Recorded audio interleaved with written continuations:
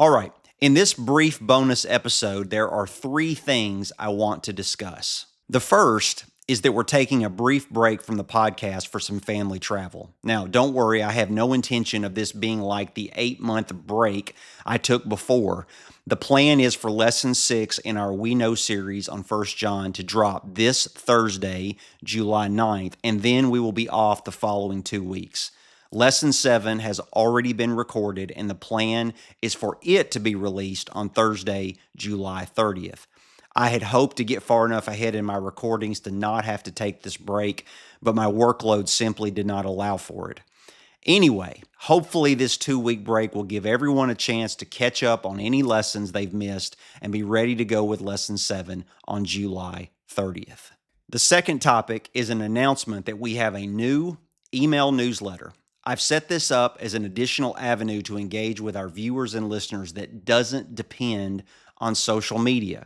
We will use this mailing list to provide updates, news, and notifications of new Deep in the Bible lessons. We will also have special study guides that will only be available for newsletter subscribers.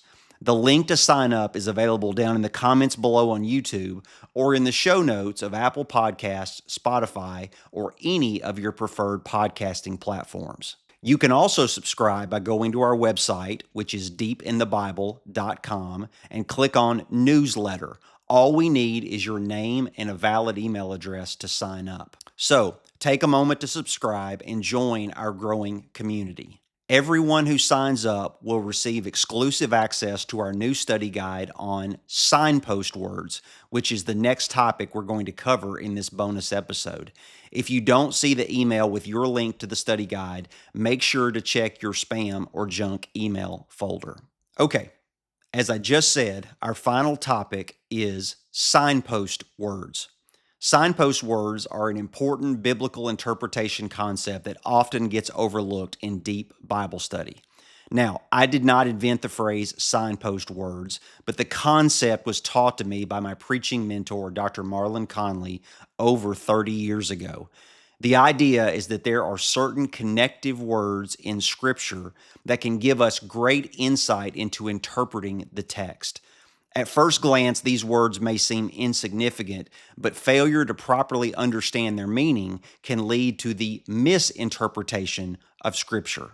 Here are a few examples of what I mean. The first is the word therefore, therefore. Anytime you see the word therefore in the text, often at the beginning of verses or chapters, you can know the author is drawing a conclusion on something that was said previously. This could be the verses immediately preceding therefore, or a much larger section of the text. Starting a Bible reading or study at a verse that begins with therefore and not knowing what came before it greatly limits our ability to understand the broader context of what is being communicated. And this is actually the key takeaway for all signpost words. One example of the use of therefore is in Romans chapter 5, verse 1, which says, "Therefore, since we have been justified by faith, we have peace with God through our Lord Jesus Christ." In this case, therefore is pointing back to everything Paul has presented from Romans 1:16 through the end of chapter 4 regarding God's plan to rescue mankind from certain spiritual death. In view of having been set free from our sins, he now draws a conclusion that we have certain privileges that come with having been rescued from that spiritual death. Another example are words such as for, F-O-R, or so, S-O, also so that. With these words, the author is progressing his argument or presentation, like taking it to the next level, or explaining the result or outcome of what was previously stated.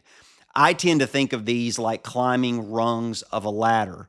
Many times the text after for or so will be answering an anticipated question from the reader. A key interpretation thought is, what question is this answering? Or how is this progressing the argument? An example where both of these is used is in 1 Thessalonians chapter 1, verses 6 through 9. In this section, Paul systematically uses for and so that to answer three anticipated questions and express two results in making his argument regarding the faith of the Thessalonian Christians. Verse 6 starts with, "And you became imitators of us and of the Lord." Then he says in verse 6, "For you received the word in much affliction with the joy of the Holy Spirit," which answers the anticipated question of what is the evidence they had become imitators of us, meaning Paul, and of the Lord. Then he says in verse 7, "So that you became an example to all the believers in Macedonia and in Achaia." And this is the result of their having become imitators. Then he says in verse 8, "For not only has the word of the Lord sounded forth from you in Macedonia and Achaia, but your faith in God has gone forth everywhere," which answers the question, how did Paul know they had become examples? Then he says in verse 8, "So that we need not say anything." And this is the result of them becoming examples everywhere. Then he says in verse 9, "For they themselves report concerning us the kind of reception we had among you, and how you turned to God from idols to serve the living and true God," which answers the anticipated question, why did Paul not need to say anything about his ministry in Thessalonica? So, by examining these signpost words, we can see how Paul figuratively climbs the rungs of this ladder in exclaiming the response of these Christians to the gospel message. A final example of signpost words are words such as but, B-U-T, or yet, Y-E-T. With these words, the author is drawing a contrast to what was said previously. Again, much like other signpost words, this could be the verses immediately preceding but, or a much larger section of the text. A key interpretation thought is that the author is reversing direction from his previous statement. An example of this occurs in 1 Corinthians chapter 1, verses 22 through 23. Paul says in verse 22, "For Jews demand signs, and Greeks seek wisdom." Note how verse 22 begins with "for," which is also a signpost word, meaning that Paul is building on the previous verses. However, for this example, we're going to focus on the but, B-U-T, that occurs in verse 23.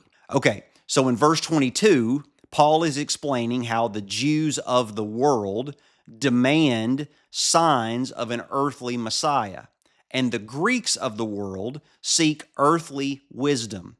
In response to this, Paul says in verse 23, "But we preach Christ crucified, a stumbling block to the Jews and folly to the Gentiles." In contrast, but to what the Jews and the Greeks of the world are looking for, Paul and his fellow disciples are offering Christ crucified. This is in effect the opposite of what the Jews and the Greeks are seeking. So again, anytime we see words like but or yet, know that the author is contrasting or changing direction from a previous statement. Hopefully, from these brief examples, you can see how these signpost words impact our interpretation of Scripture. And again, a reminder that everyone who signs up for our email newsletter will receive exclusive access to our new study guide on these signpost words. So don't forget to register via the link in the description or show notes or on our website. All right, that's it for this brief bonus episode. As always, this podcast is available in video format on YouTube and in audio format on Apple Podcasts, Spotify, or any of your preferred podcasting platforms. If you are watching this bonus episode on YouTube, please subscribe to our channel and give us a thumbs up down below. If you are listening on Apple, Spotify, or any other platform, please follow us so that you will be notified as new lessons are released. We also invite you to follow us on our socials. We are at Deep in the Bible, no spaces, on both Instagram and Facebook. And finally, please share our podcast with your friends, family, and church groups so we can reach as many people as possible with deep study from the Word of God. Thanks for joining us for this bonus episode. We look forward to being back very soon. Until then, I'm Timothy Agee, and this is the Deep in the Bible podcast.